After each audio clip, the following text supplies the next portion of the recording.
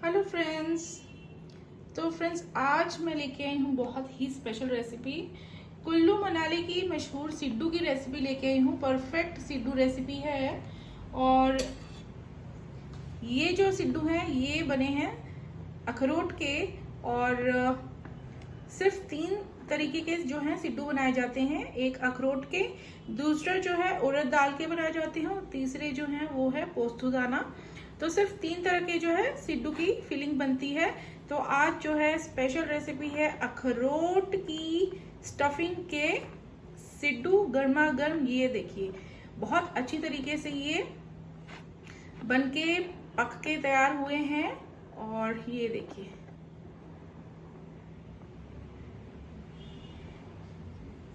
तो ये जो है जैसा कि आप जानते हैं कुल्लू मनाली की मशहूर रेसिपी है।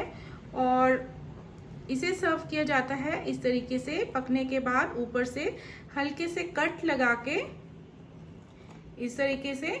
और बहुत पुरानी ये रेसिपी है, ट्रेडिशनल रेसिपी है। सर्दियों में खाने वाली ये आइटम है। तो इसे हम खाते हैं घी के साथ, जो कि ट्रेडिशनली यहाँ खाया जाता है। पुराने समय में जब काम बहुत ज़्यादा हुआ करता था खेती बाड़ी का, तो यहाँ के लोग जो है अपने आप को गर्म रखने के लिए और एनर्जी गेन करने के लिए जो है ये रेसिपी जो है बहुत ज़्यादा बनाया करते थे। तो ये ज़्यादातर जो है आजकल जो है हम सर्दियों में ही बनाते हैं। और जैसा कि अखरोट जो है वो गर्म रहता है, और इसके अलावा अब जो है ये 12 महीने यहाँ पे अवेलेबल रहता है। यहाँ की मार्केट में जो है सिड्डू आपको 12 महीने मिल जाएंगे। और अब जो है गर्मियों में खाने के लिए जो है हम चटनी यहाँ पे बनाना शुरू कर चुके हैं। और चटनी अलग अलग तरह की होती हैं। तो यहाँ पे जो चटनी ये मैंने बनाई है ये प्याज दही की चटनी है, और इसकी रेसिपी जो है आपको मेरे चैनल पर मिल जाएगी। मेरे चैनल पर अचार और चटनीज करके एक प्लेलिस्ट में इस चटनी की पूरी रेसिपी मैंने शेयर करी हुई है। तो ये देखिए बहुत प्यारे ये सिड्डू बनके तैयार हुए हैं। और अब ये तैयार हैं बिल्कुल पूरी तरीके से घी और चटनी के साथ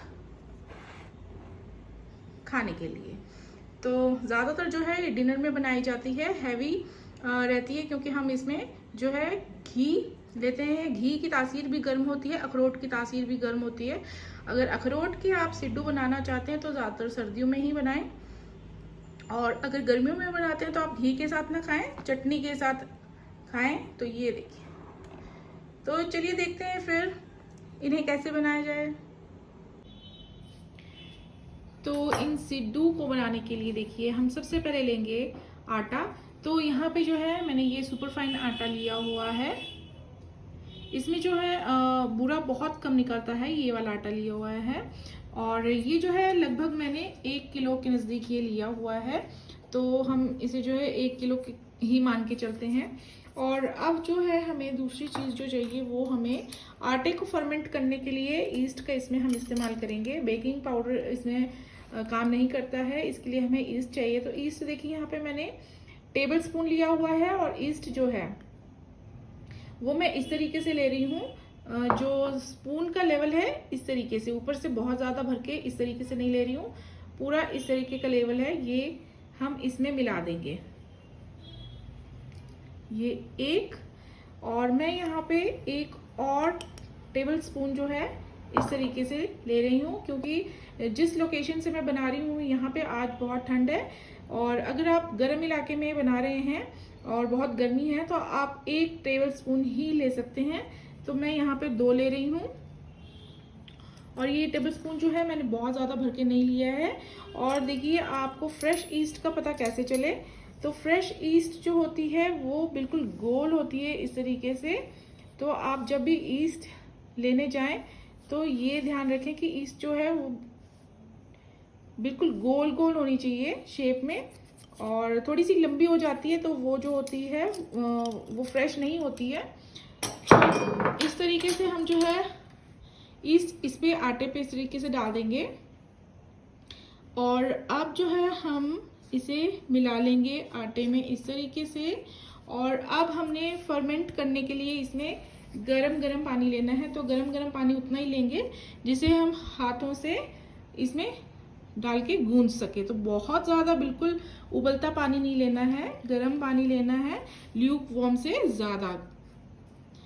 तो अब जो है सिर्फ हमने आटे में ईस्ट को मिलाया है और फिर अब इस आटे को हम गूंथ लेंगे।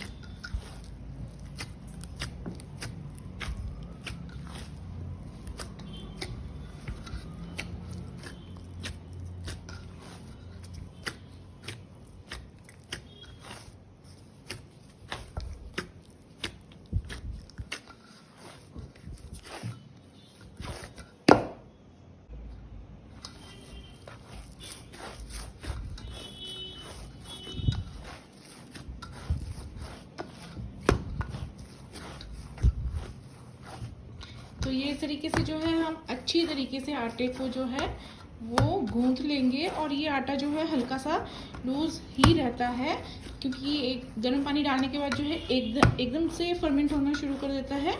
और इसे जो है आप फटाफट से इस तरीके से फिर गूंथ लीजिए। और ये आटा अगर आप खुद थोड़ा सा लूज गूंथेंगे तो ये बहुत अच्छा फर्मेंट हो जाता है और इससे बहुत अच्छे सिड्डू जो है वो बन जाते हैं। तो ये आटा जो है ये मेरा अच्छे तरीके से तैयार हो चुका है गूंथ के। ये देखें, ये तो इसे जो है इसी बर्तन में मैं बीचों बीच रख दूंगी इस तरीके से। तो थोड़ा सा जो है मैंने ये हाथों में रिफाइंड ऑयल लिया है, 4-5 बूंदे, और ये जो है मैं इस आटे के ऊपर इस तरीके से लगा रही हूँ। तेल लगाने से क्या होता है, इसमें जो हार्ड पपड़ी बनती है आटे के ऊपर वो इस पे नहीं बनेगी। आप इसके ऊपर थोड़ा सा नमक छिड़क के वो भी स्प्रेड कर सकते हैं इसी तेल की लेयर के ऊपर। तो ये तेल मैंने लगा लिया है और इसको हम जो है एक प्लेट से इस तरीके से ढक देंगे। और ये आटा जो है वो हम बीचों बीच इस तरीके से रखेंगे, क्योंकि फर्मेंट होगा तो ये सारे बर्तन पे पूरी तरीके से फैल जाता है। तो अब जो है हम इसे जो है गरम गरम कंबल के अंदर रखेंगे। तो ये कंबल जो है मैंने ये इस तरीके से फोल्ड कर लिया है।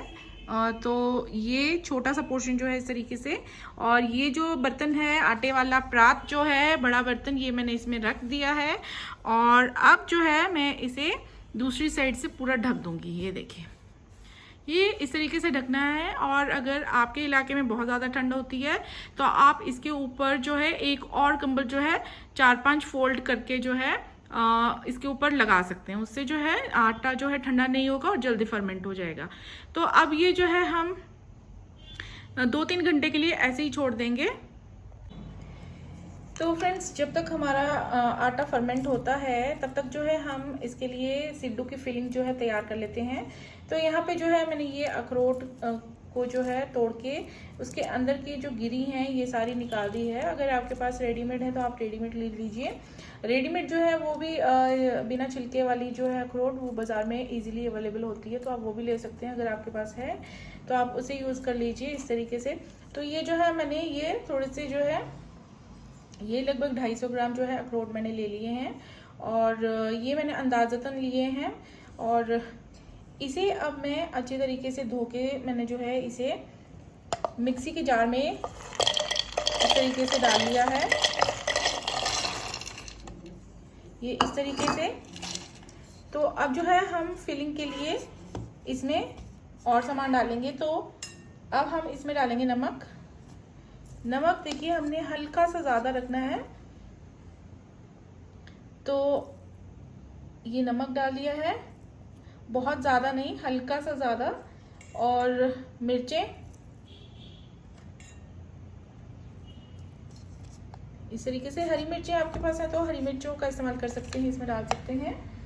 हल्की सी हल्दी इसमें डाल रही हूँ मैं, जीरा,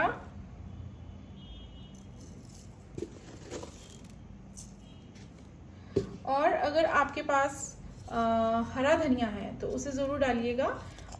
हरी धनिया का जो फ्लेवर होता है बहुत अच्छा आता है। तो हम इससे ज़्यादा और कुछ नहीं डाल रहे हैं इसमें, बिल्कुल सिंपल हम अपनी फीलिंग रख रहे हैं। सिर्फ नमक, मिर्च, हल्दी और ज़ीरा ही मैंने इसमें डाला है। धनिया मेरे पास नहीं है, हरा धनिया अगर आपके पास हो तो आप ज़रूर डालिएगा। तो मैं हरे धनिया की जगह यहाँ पे धनिया का पाउडर जो है वही डाल देती हूँ थोड़ा सा। तो ये ऑप्शनल है, अगर नहीं डालना चाहते तो ना डालें। तो अब मैं इसे जो है दरदरा पीस लूँगी। बहुत ज़्यादा बारीक पीसने की ज़रूरत नहीं है, क्योंकि अखरोट के दाने अगर चबाने में आएंगे तो वो अच्छे लगते हैं। तो दरदरा मैं इसे पीस के तैयार कर लेती हूँ इस पेस्ट को। और अगर हल्का सा पानी आपको डालना है इसमें तो हल्का सा पानी डाल दीजिए। ये पेस्ट हमने जो है सूखा सूखा ही रेडी करना है। तो ये जो है मैंने बिना पानी के जो है ये पीसा है अखरोट को। तो ये हमें सूखा नहीं चाहिए इस तरीके से। ये हम पानी डाल के इसे थोड़ा सा पेस्ट में चेंज कर देंगे।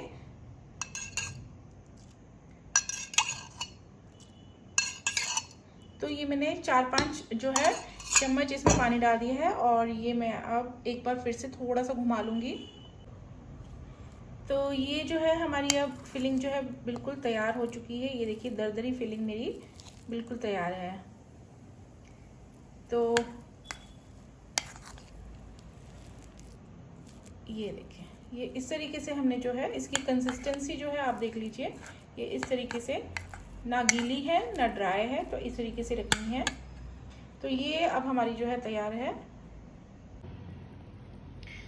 तो ये देखिए फ्रेंड्स, ये जो है आटा हमारा अच्छी तरीके से जो है फर्मेंट हो चुका है और ये फैल चुका है पूरी तरीके से। तो जो प्लेट में अगर कुछ थोड़ा बहुत आटा लगा हुआ होगा उसे आप निकाल के इस तरीके से जो है वापस ले सकते हैं। तो ये हम ले लेंगे और अब जो है एक प्लेट में हम सूखा आटा ले लेंगे, ये ऐसे। और अब हम जो है इसके गोल गोल पेड़े बनाते जाएंगे। तो ये जो पेड़े बनाएंगे ये हम बनाएंगे जो चपाती या फुलके या रोटी का जो हम साइज लेते हैं उससे हम 3 गुना ले लेंगे ये आटा। तो ये देखिए, ये बड़ा पेड़ा जो है मैंने ले लिया है। इसे हम इस तरीके से बिल्कुल गोल कर देंगे ऐसे। और अब इसे थोड़ा सा सूखे आटे पर लगा के इस तरीके से हम इसे फैला देंगे। तो ये बहुत आराम से जो है हाथों से हो जाता है और बेलन की ज़रूरत नहीं पड़ती है फैलाने के लिए। ये देखिए, तो ये हमने फैला लिया है और फैला के जो है हमने बिल्कुल बारीक नहीं किया है। ये जो है मोटा ही है और बहुत ज़्यादा इसे हमें नहीं पतला करना है, हमें ये जो है थोड़ा सा मोटा मोटा ही चाहिए। तो अब क्या करेंगे हम, अब ले लेंगे हम अपनी स्टफिंग। और ये स्टफिंग जो है वो हम अब इसके ऊपर इस तरीके से रख लेंगे ऐसे।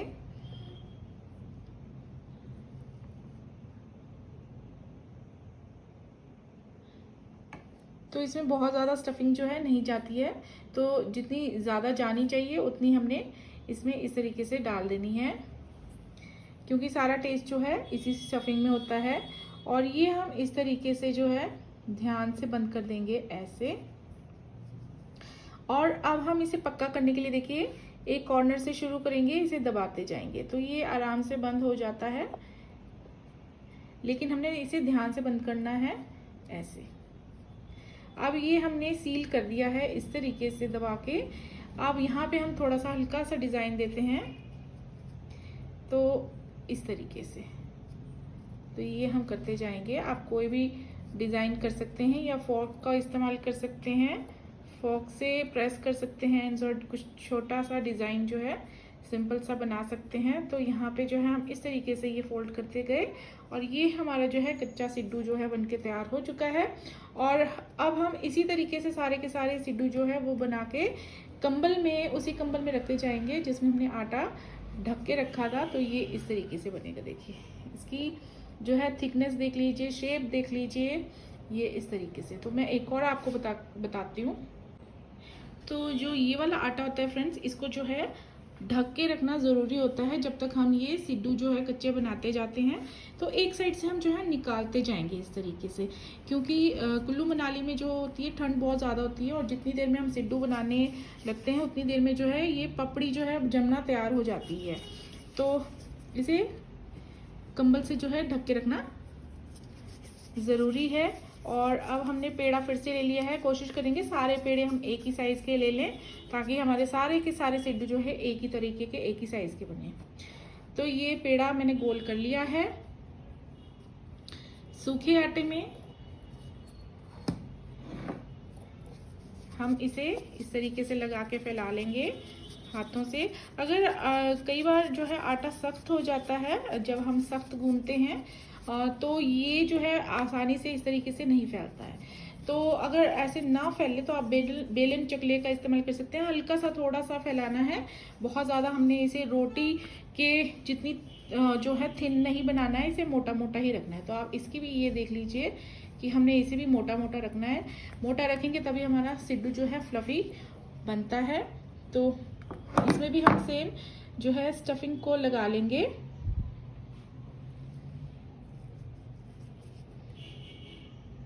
और स्टफिंग यहाँ पे हमारी थोड़ी सी ड्राई बनी है। आपकी अगर थोड़ी सी जो है गीली बनती है तो भी आप उसे आराम से लगा सकते हैं। तो ये इस तरीके से हम बीच में रखते जाएंगे, और ये इस तरीके से, ये ऐसे। तो ये जब हम इस तरीके से करेंगे, ध्यान से करेंगे, जो हमारी स्टफिंग है वो बाहर नहीं निकलनी चाहिए। इस तरीके से हल्का सा सील ऐसे, और फिर ऐसे एक हाथ में लेके फिर हम एक साइड से नीचे की ओर से शुरू करेंगे तो ठीक रहेगा। और जब हम डिज़ाइन बनाना शुरू करते हैं तो ऊपर की ओर। तो हमारा हाथ यहाँ से स्टार्ट हो रहा है, देखिए ये हम सील कर दे रहे हैं, और एक साइड से शुरू किया हमने, यहाँ पे ख़त्म किया सील करना। अब यहीं पे हमने जो है इसे डिज़ाइन देना शुरू करना है ऐसे। तो ये हल्की सी जो है प्रैक्टिस के ऊपर डिपेंड होता है। अगर आपको जो है आप बनाते रहते हैं ऐसी चीज़ें तो ये फटाफट हो जाता है। अदरवाइज आपको पहली दूसरी बार थोड़ी सी प्रॉब्लम होगी। आप तो पहली या दूसरी बार जो है बना रहे हैं तो आप आराम से बनाइए, टाइम लगा के बनाइए, ताकि आप उसके नेक्स्ट बार जब बनाएं तो बिल्कुल परफेक्ट बनाएं। तो ये हमारा दूसरा सिड्डू भी बनके तैयार हो चुका है। इसे भी हम कंबल में रख देंगे और ढक के रखेंगे। तो फ्रेंड्स यहाँ पे जो है ये मैंने जितने भी सिड्डू बनने थे सारे के सारे बना लिए हैं। आटा और हमारा जो स्टफिंग है वो पूरा का पूरा ख़त्म हो चुका है। तो ये जब हम बनाते जाएंगे तो कंबल में रखते जाएंगे, और बेस्ट रिजल्ट्स के लिए, सिड्डू सबसे अच्छे बने, फ्लफ़ी बने, इसके लिए अब हम आधा घंटा जो है इन्हें इसी तरीके से कंबल में ढक के, इस तरीके से जैसे हमने आटा रखा था फर्मेंट होने, अब दोबारा से सिड्डू को इस तरीके से स्टफ़ करके हम फिर से आटे को फिर से फर्मेंट होने देंगे। तो बेस्ट रिजल्ट्स के लिए हम आधा घंटा जो है सिड्डू को स्टफ़ करके और इस तरीके से कंबल में छोड़ देंगे। तो फ्रेंड्स अब हम ले लेंगे स्टीमर। तो मेरे पास ये एल्युमिनियम का स्टीमर है। तो इसके बॉटम में जो है मैं खुल के जो है पानी डाल दूंगी, और इनको जो है मैं ग्रीस कर दूंगी इस तरीके से नीचे, ताकि इस पे जो हम सिड्डू डालते हैं तो वो चिपके ना। तो इसके अंदर जो है हम ज़्यादा से ज़्यादा 3 ही सिड्डू डालेंगे।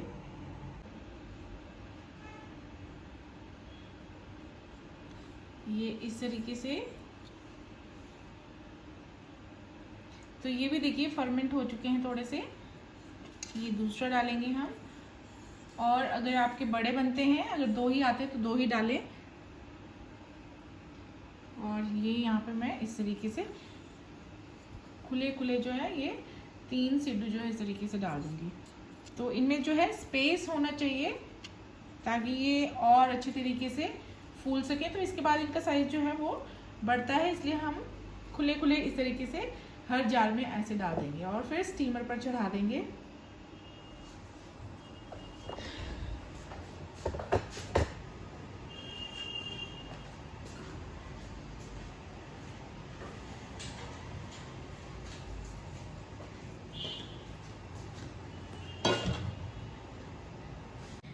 तो फ्रेंड्स ये देखिए, ये जो है हमारे सिड्डू बिल्कुल स्टीम होके पक के तैयार हो चुके हैं।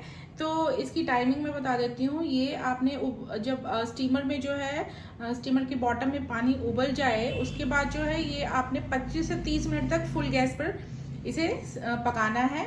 तो ये देखिए, ये मेरे गर्मा गर्म जो है सिड्डू ये इस तरीके से बन के तैयार हो चुके हैं और ये पहले से भी ज़्यादा जो है फूल चुके हैं। तो ये देखिए, तो ये हैं कुल्लू मनाली के मशहूर और परफेक्ट सिड्डू, जिसकी रेसिपी मैंने आपके साथ शेयर कर ली है। तो ये देखिए, तो अब जो है इन्हें आप कर सकते हैं गर्मा गर्म सर्व, और इसे हम चटनी के साथ भी खा सकते हैं और घी के साथ ये बहुत ही मज़ेदार लगते हैं। तो ट्रेडिशनली जो है इसे घी के साथ खाया जाता है और बहुत टेस्टी लगते हैं। तो ये देखिए,